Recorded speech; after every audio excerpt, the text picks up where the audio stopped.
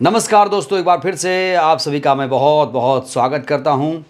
दोस्तों, पांचवें चरण का मतदान भी शुरू हो गया और उसके बाद छठवां चरण, सातवां चरण, उसके बाद 4 जून को काउंटिंग हो जाएगी और उसके बाद नई सरकार बन जाएगी। दोस्तों, कहते हैं कि उत्तर प्रदेश से ही दिल्ली का रास्ता जाता है। साथ ही साथ ये भी कहा जाता है कि उत्तर प्रदेश ही प्रधानमंत्री चुनता है। ज़्यादातर प्रधानमंत्री उत्तर प्रदेश से ही चुने गए। और आप देखिए कि नरेंद्र मोदी जो गुजरात के रहने वाले हैं, उन्होंने अपनी जो कॉन्स्टिट्यूएंसी चुनी है, जो लोकसभा क्षेत्र चुना है, वो उत्तर प्रदेश चुना है। उत्तर प्रदेश में वाराणसी लोकसभा सीट। तो दोस्तों, आज पांचवें चरण का मतदान है। जनता मुद्दों को लेकर मतदान कर रही है। दोस्तों, इस समय की बड़ी खबर मैं आप तक पहुंचा रहा हूं। साथ ही साथ जो सर्वे आए हैं दोस्तों, जो रुझान आए हैं, वो बेहद दिलचस्प हैं, बेहद हैरान कर देने वाले हैं। तो चलिए दोस्तों, आज हम आपको बताएंगे पांचवें चरण की 14 लोकसभा सीटों का भरोसेमंद सर्वे, ओपिनियन पोल, आप जो भी कहें। तो सबसे पहले दोस्तों, हम बिना देर किए शुरू करेंगे, लखनऊ की बात करेंगे। लखनऊ में दोस्तों राजनाथ की हैट्रिक लगाने की कोशिश है और लखनऊ से राजनाथ सिंह चुनाव जीत सकते हैं। मैं जीत सकते हैं इसलिए कह रहा हूं क्योंकि यह है सर्वे। ऐसा नहीं है कि राजनाथ सिंह एकदम आएंगे और उड़ के चले जाएंगे। इन्हें भी यहां संघर्ष करना पड़ेगा, क्योंकि दोस्तों जब कोई तीसरी बार किसी को चुनता है तो बहुत अलर्ट होकर चुनता है, चाहे वो राजनाथ सिंह हो चाहे मोदी जी हो। तो इस बार कड़ी परीक्षा देनी पड़ेगी राजनाथ सिंह को। जीतेंगे चुनाव, लेकिन बहुत कम मार्जिन से चुनाव लखनऊ में जीतेंगे राजनाथ सिंह। दोस्तों, अगली सीट है, बेहद ही वीआईपी सीट है, अमेठी। दोस्तों, यहां पे जो मुद्दा है, राम मंदिर, मुफ्त राशन, गरीब कल्याण। और जो जनता है वो गरीबी, बेरोजगारी पर वोट अमेठी में कर रही है। स्थानीय लोगों में बहुत ज़बरदस्त नाराज़गी है, स्मृति के प्रति कहा जा रहा है। और यहाँ पर केएल शर्मा ने मुकाबले को बेहद रोचक बना दिया है और पूरी जो गांधी परिवार की टीम है वो अमेठी में टिकी हुई है। तो केएल शर्मा जो मजबूत प्रत्याशी माने जा रहे हैं दोस्तों, अमेठी में वो ये चुनाव जीत सकते हैं। दोस्तों, अमेठी सीट कांग्रेस के खाते में, यूं कहिए कि इंडिया गठबंधन के खाते में जा रही है, इसमें कोई दो राय नहीं है। दोस्तों, अगली सीट की बात करेंगे। अगली सीट है फैजाबाद। यहां पर वैसे भाकपा और बसपा ने जो लड़ाई है बहुत रोमांचक बना दी है। दोस्तों, यहां पर भी बेरोजगारी, महंगाई को लेकर जनता वोट कर रही है। और फैजाबाद, जिसे अयोध्या कह रहे हैं, राम मंदिर यहीं पर बना है। तो राम मंदिर पर अगर हिंदू भाइयों ने वोट किया तो बीजेपी के जो लल्लू सिंह साहब हैं उनकी जीत तय हो जाएगी। वहीं अवधेश प्रसाद जो इंडिया गठबंधन के प्रत्याशी हैं, वो भी दोस्तों यहां पर फाइट करते हुए नजर आ रहे हैं। बीएसपी यहां पर उतना ज़्यादा मजबूत नहीं है। बीएसपी वाले थोड़ा घबराएं नहीं। यहां पर मैं आपको बता रहा हूं, तीसरे नंबर पर बसपा फैजाबाद में जा सकती है। दोस्तों, अगली सीट बेहद महत्वपूर्ण, रायबरेली सीट। दोस्तों, रायबरेली सीट राहुल गांधी की यहां पर बल्ले बल्ले होने जा रही है। रायबरेली में दोस्तों राहुल गांधी बहुत मजबूत प्रत्याशी बनकर उभरे हैं और इंडिया गठबंधन जाहिर तौर पर यहां पर समाजवादी पार्टी और कांग्रेस पार्टी साथ हैं, तो इनको कहीं ना कहीं फायदा मिलेगा। अगर अकेले लड़ती कांग्रेस पार्टी तो हो सकता था कि राहुल ये चुनाव हारते, लेकिन दोस्तों इस बार राहुल गांधी का रास्ता रायबरेली से एकदम क्लियर लग रहा है। दोस्तों, आपको याद दिला दें कि रायबरेली से सोनिया जी लगातार चुनाव जीतती रही हैं। इस बार सोनिया जी राज्यसभा पहुंची हैं।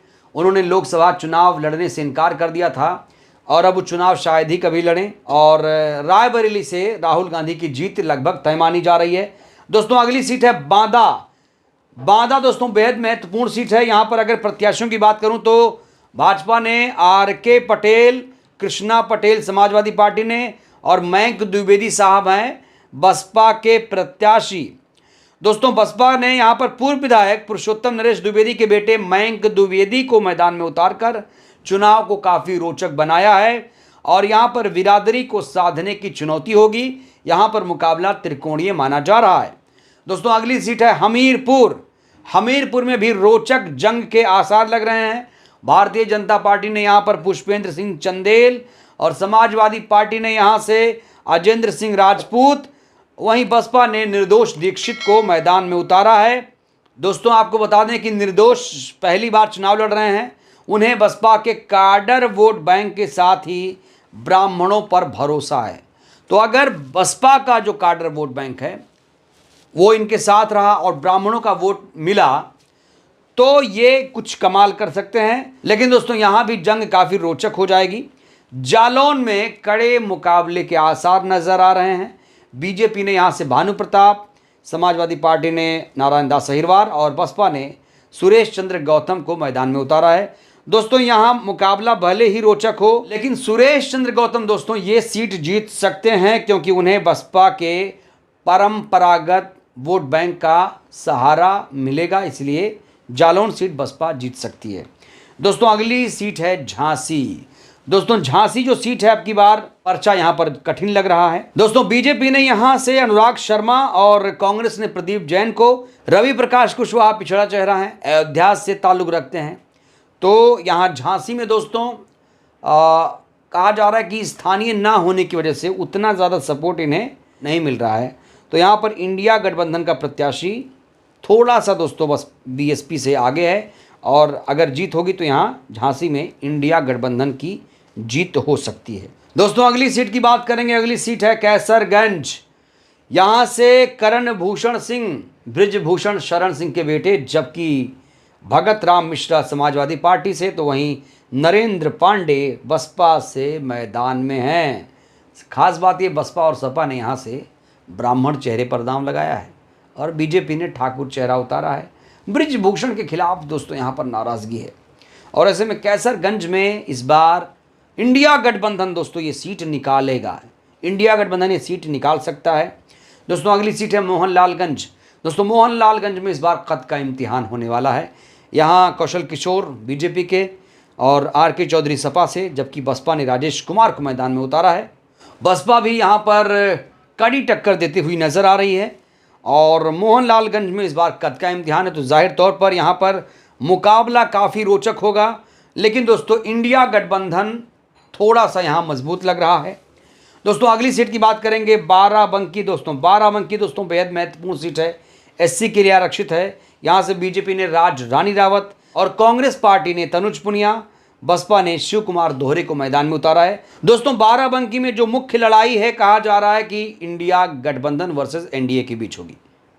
दोस्तों एक चीज देखा गया पांचवें चरण में खास तौर से बसपा के जो वोटर हैं थोड़े से नाराज दिख रहे हैं। आकाश आनंद की वापसी नहीं हुई और आकाश आनंद के खिलाफ जो कार्रवाई हुई है उसको लेकर दोस्तों बसपा के वोटर थोड़े नाराज दिख रहे हैं। दोस्तों अगली सीट है गोंडा। यहाँ पर कांटे की टक्कर की पटकथा तैयार हो चुकी है। यहाँ पर मुकाबला काफी रोचक होगा। बसपा भी यहाँ पर दोस्तों फाइट में दिख रही है। दोस्तों बसपा ने यहाँ पर सौरभ मिश्रा को उतारकर ब्राह्मण बहुल सीट पर त्रिकोणीय लड़ाई की पटकथा लिख दी है और यहाँ पर त्रिकोणीय मुकाबला गोंडा में देखा जा रहा है। कह नहीं सकते कौन जीतेगा, लेकिन जो इंडिया गठबंधन है वो दावा कर रहा है कि यहाँ से इंडिया गठबंधन जीतेगी। बीएसपी वाले भी ये दावा कर रहे हैं, आपको बता दें, लेकिन दावे से कुछ नहीं होता है। सर्वे की मैं बात कर रहा हूँ दोस्तों, सर्वे में कांटे की टक्कर हो रही है। फतेहपुर की बात करेंगे दोस्तों, फतेहपुर बेहद ही महत्वपूर्ण सीट है। साध्वी ज्योति निरंजन बीजेपी, नरेश उत्तम पटेल और बसपा ने मनीष सिंह सचान को मैदान में उतारा है। बसपा और सपा के प्रत्याशियों की बिरादरी एक होने की वजह से दोस्तों यहाँ पर सपा की जो चुनौती है थोड़ी सी बढ़ी है, लेकिन अगर एकजुट होकर मतदाताओं ने इंडिया गठबंधन के नाते वोट किया तो यहाँ से समाजवादी पार्टी का प्रत्याशी जीत सकता है। साध्वी निरंजन ज्योति इस बार दोस्तों ये चुनाव हार सकती हैं। दोस्तों अगली सीट है कौशाम्बी।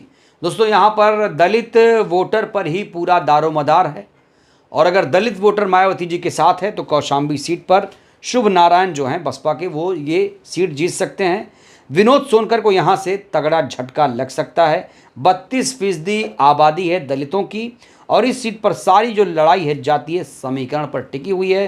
तो जातीय समीकरण यही कहता है कि शुभ नारायण का इस बार शुभ घड़ी आने वाली है। तो दोस्तों ये है 5वें चरण की 14 सीटों पर सटीक सर्वे, और हमने दोस्तों अपनी तरफ से पूरी कोशिश की है। ग्राउंड पर जो चीज़ें दिखी हैं या जो मार्जिन नज़र आ रहा है या मतदाताओं का जो रुझान है दोस्तों, मतदाताओं के रुझान के आधार पर दोस्तों ये जो सर्वे है ख़ास तौर से तैयार किया गया है। तो मतदाता क्या बोल रहे हैं दोस्तों, उस हिसाब से हमने आपको आज 5वें चरण की 14 लोकसभा सीटों का सर्वे पेश किया। इस सर्वे को लेकर आप लोग भी कुछ सोच रहे होंगे दोस्तों। एक आप सभी से अपील, जो बसपा वाले हैं यहाँ बसपाई ना दिखाएं, जो सपा वाले हैं सपाई ना दिखाएं, कांग्रेस वाले कांग्रेसीपन ना दिखाएं, क्योंकि ये सर्वे है, नतीजा नहीं है। पहली बात, नतीजा आएगा तब तो आप लोग एक्सेप्ट कर लेंगे, लेकिन सर्वे में आप लोगों को दिक्कत आती है। जीतेंगे तो अच्छा अच्छा, वही है ना, मीठा मीठा गप गप कड़वा कड़वा थू थू नहीं चलेगा। सर्वे है तो सर्वे को एक्सेप्ट करना सीखिए, नहीं तो अपनी प्रतिक्रिया दीजिए। बहुत बहुत धन्यवाद, शुक्रिया।